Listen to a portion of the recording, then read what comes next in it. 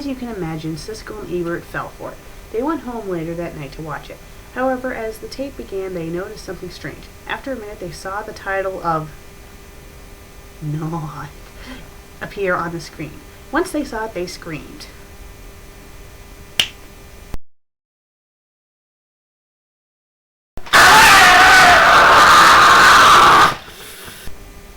Ah, man. They both cried. Each of them then proceeded to take out the tape and destroy it in their own creative way. Okay, let's stop for a second. Every time they have the word and, there's an ampersand instead of the word and, most of the time.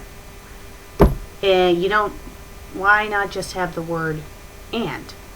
Like and, A-N-D, and. It just looks out of place when you see an ampersand like every, 5 to 10 words. Okay, let's continue to read. Gene Siskel took a bottle of alcohol, poured it onto the videotape, lit a match, and proceeded to burn the tape. Pretty much he pulled an angry video game nerd. Roger Ebert took an axe and destroyed the tape by chopping it up into small pieces. Roger Ebert took an axe to give that movie 40 reps. When he saw what he had done, he gave Shelley at 41. I'm sorry, I couldn't resist. Let's continue. Later, they called one another to see how they were doing. Gene, Ebert said, I just got an unusual tape from Gene Shalit that said Citizen Kane on it, but it turned out to be not. I hated that movie. Hated that movie. Hated it. That's funny, Roger, Siskel said, because I got the exact same tape you got. It also came from Gene Shalit. Wait a minute, let's back up a little.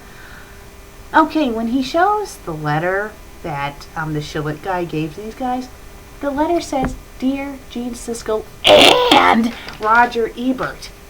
So they should know that each other got the same package. So why are they calling and saying, oh, guess what, I got this weird package. Oh, I did too. Of course you did. You both saw it happen. It would have made more sense if he just had, after they watched the movies and stuff, they called each other and it's like, oh my god, oh, we were gypped, oh, let's get this guy. Yeah, that would have made more sense instead of having to say, oh, I got this really weird package. I mean, if this Shalit guy had, mailed each of them their own separate package and one said, the first letter, to Siskel just said, Dear Siskel, and then the other package had Dear Ebert, that would have made more sense. Okay, let's continue to read. What do you say we go get him? Ebert asked. Good idea, Siskel replied.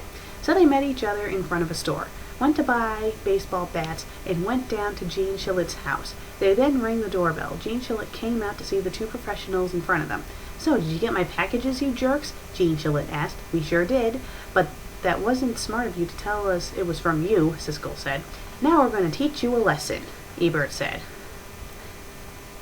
After that, they pulled out their baseball bats and decided to play baseball. No. And proceeded to chase Gene Shalit down the neighborhood. Afterwards, they all lived happily ever after. The end.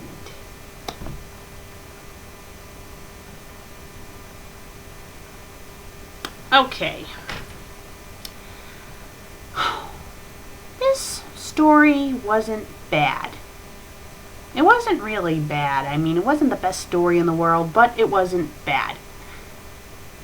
It was actually written pretty good. It was a cute little storyline. I mean, there was a few errors. I can't really say grammar errors. More like, I don't know, first of all, the Once Upon a Time being, in your face, Once Upon a Time!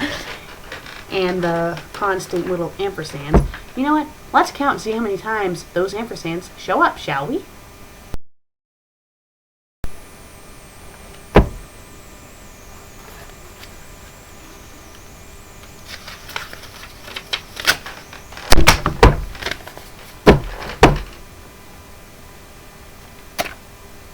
Times.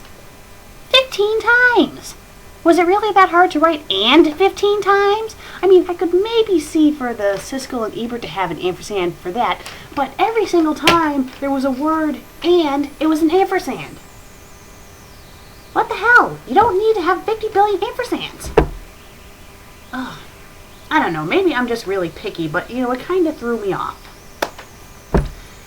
Well, other than the ampersand problem and the in-your-face once upon a time, this story... Oh, yes, in the letter was a little off because, they have them calling each other, acting completely oblivious that the letter said Dear Siskel and Ebert. But other than that, the story was pretty decent. I could see this doing pretty well on fanfiction.net for those who like Siskel and Ebert. I mean, I'm not even sure if this third critic is a real good person or not, but I think the story was pretty decent. Not the best, not the worst, but it was pretty good. And, a nice, pleasant surprise, there wasn't many grammar issues at all. Not really at all. I mean, there's green and red on the Microsoft Word document, but that's mainly because, of, last names and stuff. Last names, most of the time, always show up with red. And there is a supposed grammar issue. The first sentence, their show was very popular. I think it's because he has... I fixed it. He had a double space, so I just got rid of that. But other than that, I don't think there's any grammar issues at all. None at all.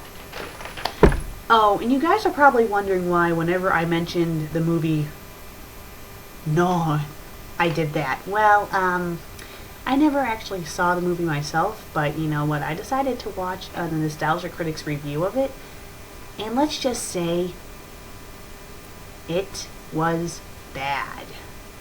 'Cause North is bad! It's bad! You know it! Shalom! And the whole world has to answer right now to tell you once again, North's bad. What? Oh, come on. I couldn't resist. I mean, come on. That was the perfect opportunity to do that. And you know what? North was bad. It was atrocious. I didn't even have to watch the movie to know it was bad. And it was not bad in a good way either. It was bad in a bad way. Well, you know what I mean. Well, the story wasn't exactly bad. I mean, the story was actually pretty good, but the movie, no, was atrocious.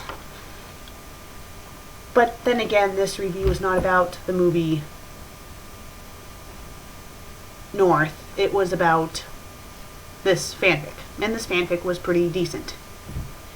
Well, I'm the fanfic critic. I read it, you listen, and I need to rock with someone.